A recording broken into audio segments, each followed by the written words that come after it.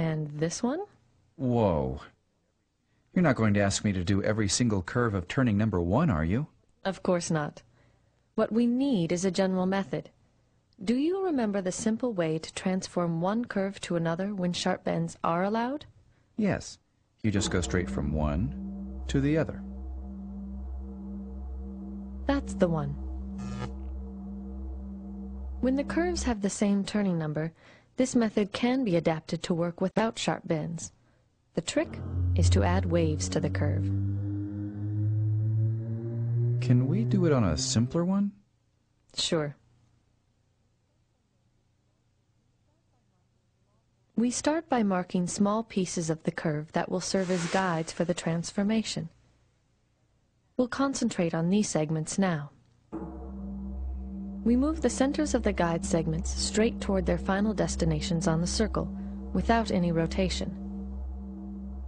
Next, we rotate the guides so that they are lined up with the circle. Okay. What about the parts in between? That's where the waviness comes in. We make the connecting segments between adjacent guides bulge out into corrugations. This allows the segments to move freely around each other as long as they remain more or less parallel. Oh, I see. The guides can move around without creating sharp bends. Correct. Here is the transformation of the whole curve. The original curve in blue develops sharp corners, but the wavy curve is springy enough to remain smooth throughout. We have to keep adjacent guides roughly parallel as we rotate them to align with the circle. This is possible as long as the turning number of the original curve is 1. Why can't we align the guides if the turning number isn't 1? Watch what happens when we try to turn a figure 8 into a circle.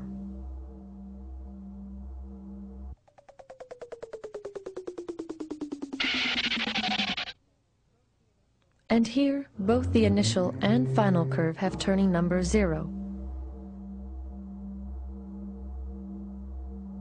Using this method, or others, you can always transform one curve into another with the same turning number. This is called the Whitney-Graustein theorem.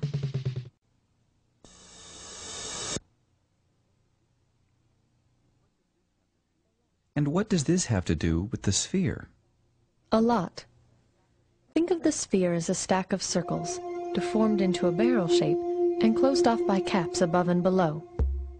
Just as we made our curves more pliable by dividing them into guide segments connected by waves, we divide the barrel into guide strips that alternate with wavy strips. The waviness dies out at the top and bottom, so as to match the caps. This is going to get complicated.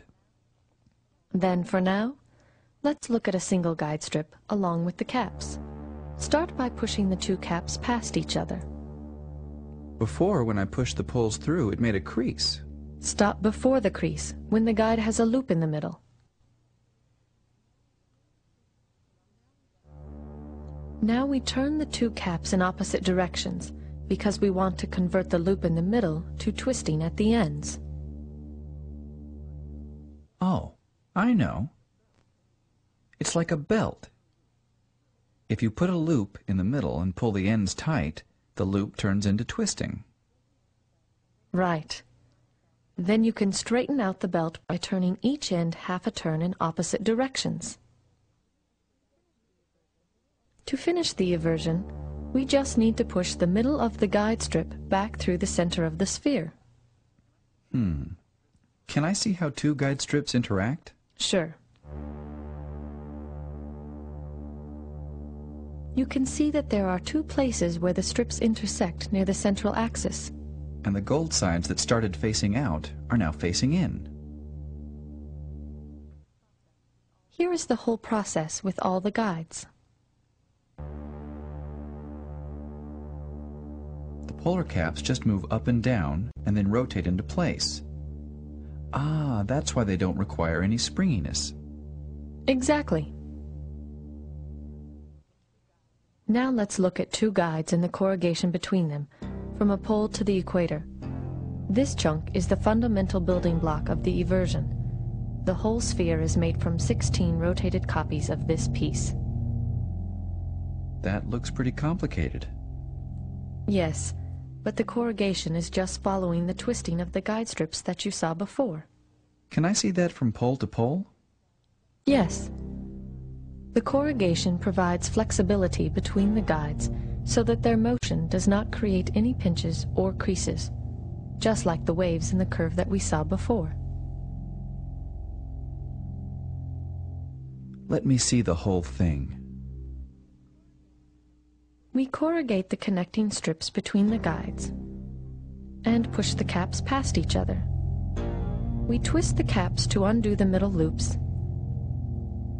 and push the equator across the sphere. Finally, we uncorrugate. I still don't understand. Is there some other way to look at this? Okay, we'll divide the sphere into thin horizontal ribbons. We'll look at one ribbon at a time. You can see the North Pole push down into the south. A ribbon near the pole is rather tame. The guide segments keep their position relative to one another, and the corrugations never get very deep.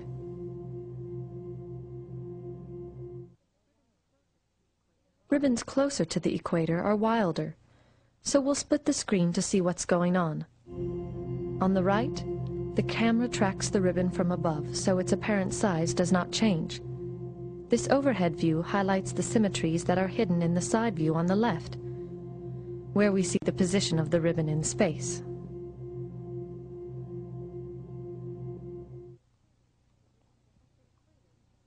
At the equator, the ribbon just twists and doesn't move up or down.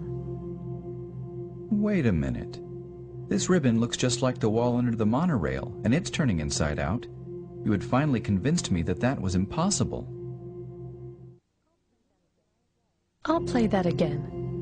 Remember that our walls represented circles and had to stay vertical. But here the ribbon can twist around in space because it's part of a sphere.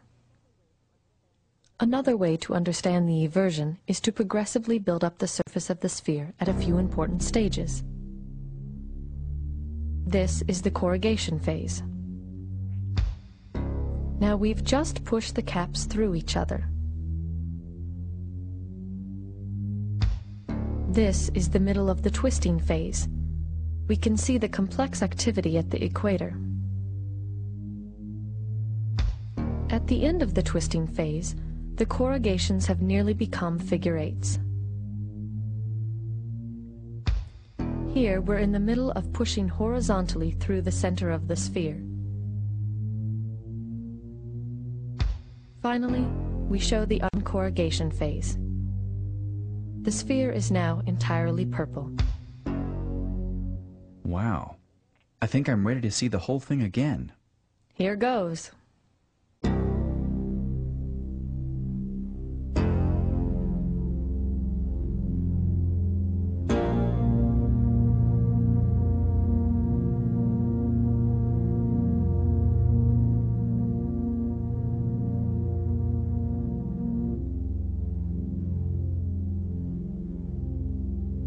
You were right.